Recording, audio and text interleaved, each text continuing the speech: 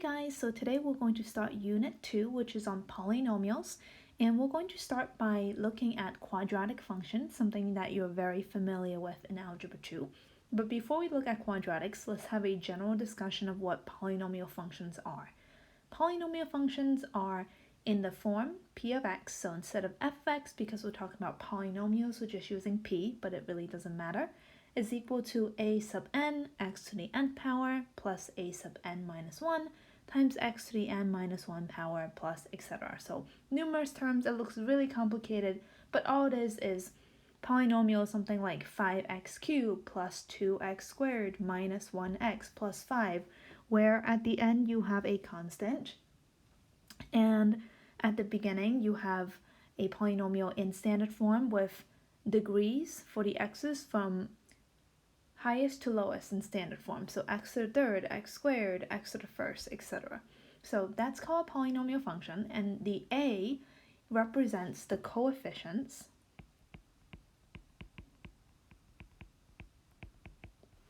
of the terms, and they must be real numbers. So all the numbers in front of the x's are the coefficients. And in order for a function to be a polynomial, the exponents must be non-negative. So for example, if we have y equals 5x to the fourth minus 3x plus 4, that's a polynomial, because notice that all of the exponents for the x's are positive. X to the fourth, x to the first, x to the 0 power, which will give me a constant of 4. So that's a polynomial. And if we have y equals x to the negative 2 power, that's not going to work, right? Not a polynomial because it's got a negative exponent, and if I were to simplify this, it would be 1 over x squared, which is not a polynomial. So the x's cannot be in the denominator for a polynomial. And then finally, if I have something like y equals x to the 1/2, that is also not a polynomial because this simplifies to raise over root for rational exponents the square root of x, which is not a polynomial.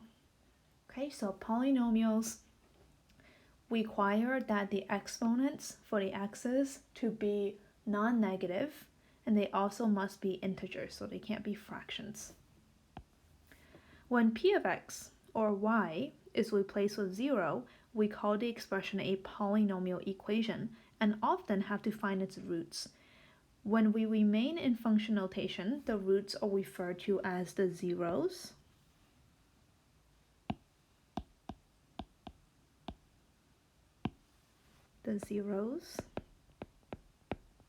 of the function, and both roots and zeros refer to the replacement for x, which makes the expression equal to 0, and both are the x-intercepts when the equation of function is graphed. So x-intercepts, zeros, roots are sometimes used interchangeably. Okay, and then finally, we're going to be looking at the degree of a polynomial. So the degree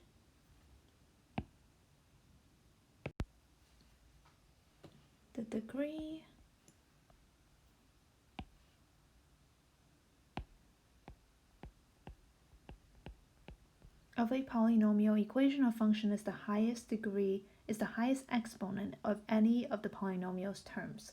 Each term in the polynomial equation of function has a special name. So the constant term contains no variables. The linear term has an exponent of 1.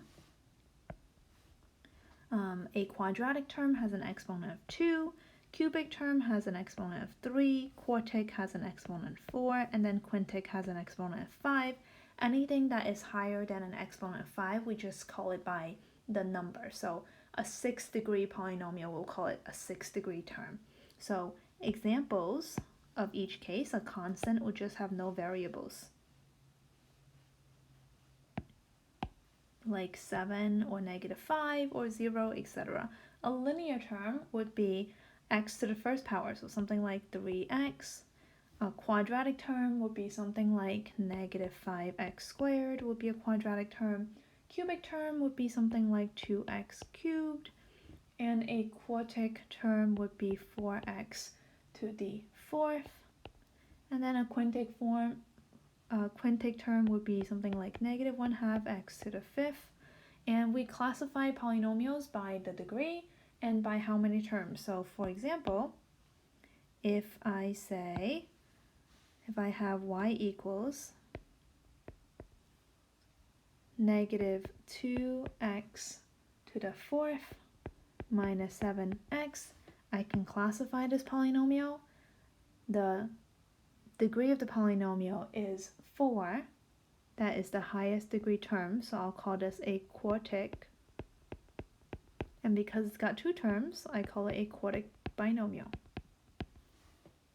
Okay, similarly, if I have something like y equals 2x squared minus 5x cubed minus 7.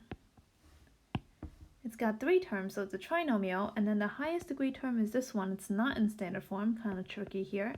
This is a cubic trinomial. Okay, and today we're just going to focus on quadratics. So all my quadratics, the highest degree term is 2. It's going to be something x squared, whatever the coefficient is. And quadratic functions have a couple of forms that you might be familiar with. In standard form, quadratic function is y equals ax squared plus bx plus c, where a, b, and c are real numbers. And in standard form, remember the information that they give us immediately from the equation is the y-intercept. C is my y-intercept. We can also write a quadratic in vertex form, and that is in the form y equals a times x minus h squared plus k, where again the information that they give us immediately from the equation is what the vertex is, which in this case is h comma k. Both of these equations have a, which tells us whether my parabola opens up or down. And if a function has x-intercepts, sometimes it doesn't, because when you have a u-shape of parabola, it could be above the x-axis, opening up, or it could be below the x-axis, opening down, right? However, if it does have an x-intercept, or x-intercepts, it can also be written in intercept form, or factored form. And intercept form is in the form y equals, again, a, same a, that tells us up or down and what our vertical stretch or compression is, times x minus p times x minus q, where we have x-intercepts at p0 and q0, which makes sense because to solve for your x-intercept, you would set y equal to 0, and then you would try to factor, right? And then once you have factored, you would set each factor equal to 0, and then those are your x-intercepts. So basically, factored form would give you your x-intercepts. So you may need to convert from one form to another and should know how to do so. And we're going to start by doing a quick review of graphing quadratic functions. This is something that on the next page, this is something that we looked at in our prerequisite review. So if you feel like you know how to do it, I'm going to have you pause and try it, and then come back to the video and check your work. And if you feel like you need a refresher, you can just watch the video and review. So we want to graph the quadratic function that is in standard form. I know that standard form is ax squared plus bx plus c. In this case, our a is 4, b is negative 4, and c is negative 3. So immediately, I know that my y-intercept is at negative 3. So that part is super easy. Okay, remember y-intercept is when x is 0 and I'm looking for y.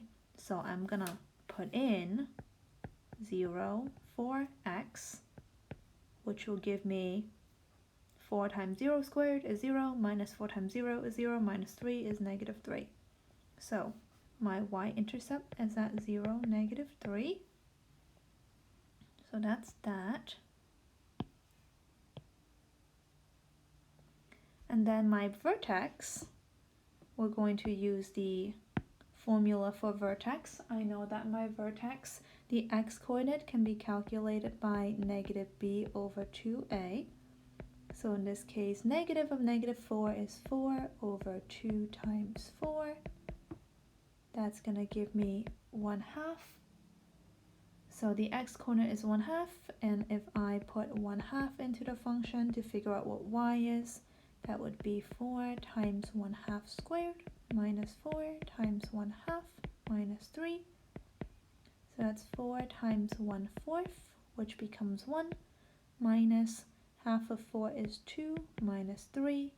So 1 minus 2 is negative 3.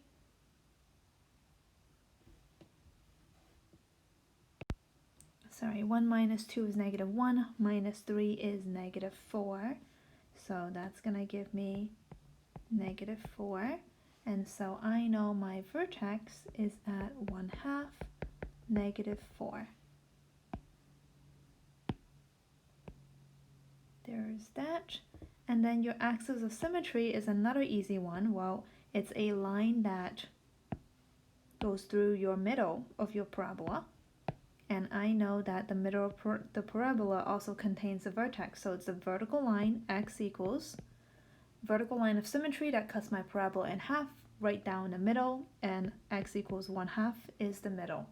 And then finally, to find my zeros, which are my x-intercepts, I make y equal to 0.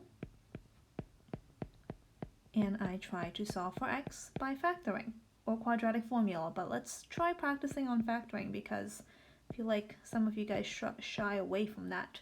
So I need to break down 4x squared, and my choices are 4x and 1x, or 2x and 2x, and then I gotta break down 3 and 3, which in this case I know can only be 3 and 1. I'll worry about which one's positive, which one's negative in a minute.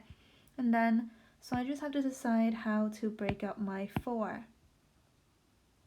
So 4 is gonna be 2x and 2x, so 4x and 1x. I'm gonna try 2x and 2x and see if that works. Okay, on the inside I'm gonna have 6x, and then outside I have 2x. That could potentially give me negative 4x if the 6 is negative.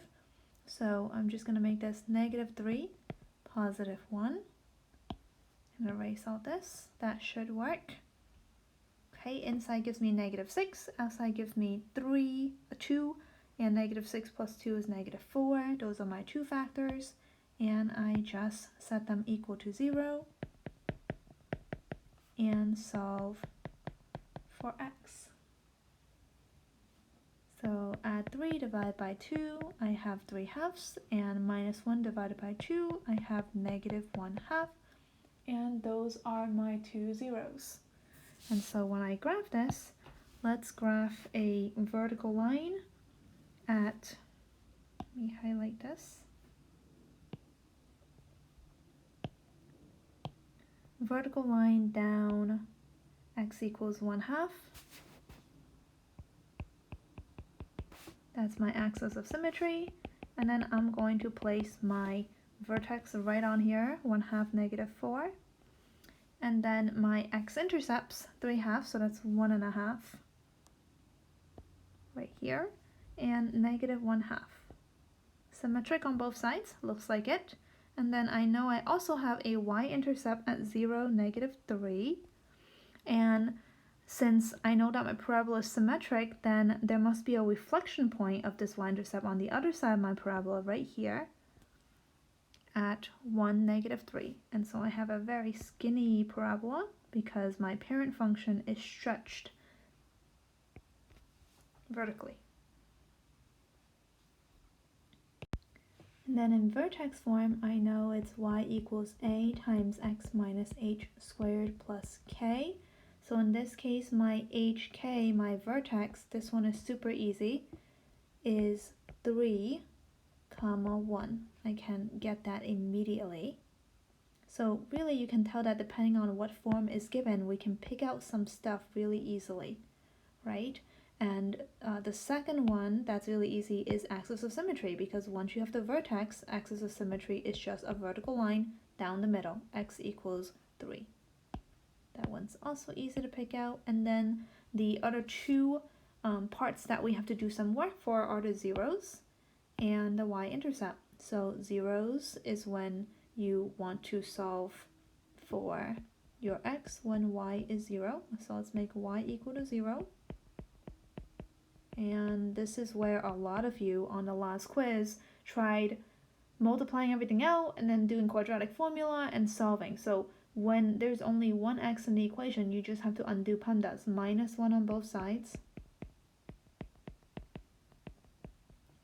Divide both sides by -1 to get rid of that negative in the front. Take the square root of both sides. Remember that when you take the square root, there's always a plus or minus. So you've got plus or minus 1 equals x minus 3. And so you do have two x-intercepts, okay, because there's a plus or minus 1. And then add 3 to both sides. So x equals 3 plus or minus 1, which simplifies. 3 plus 1 is 4, and 3 minus 1 is 2. Those are your two x-intercepts.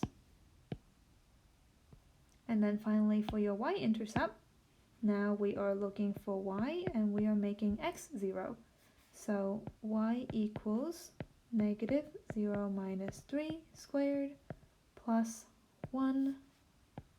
Y equals -3 squared is 9. And then you still got the negative in the front, plus 1. And so your y-intercept is at 0, -8. And again, I'm going to graph by figuring out where my middle is, starting with the axis of symmetry. Here is the middle of my parabola at x equals 3. I'm drawing a dotted line because it's not part of my graph, it's just helping me make my graph. And then my vertex is at 3, 1. I know that my parabola is going to open down because my a value is -1. And I have x-intercepts at 2 and at 4. And then a y-intercept at 8. And then you can reflect over your axis of symmetry to find another point on the other side of the parabola. And then that way you can draw a nice parabola. And there it is. So now please go to the 2.1 practice on the bottom of page 4 and try number 1. There's two problems, A and B, where you have to graph and identify the vertex, axis of symmetry, x-intercepts of the functions, and graph. And identify the y-intercepts as you can. So identify all the characteristics and graph the functions on page 4.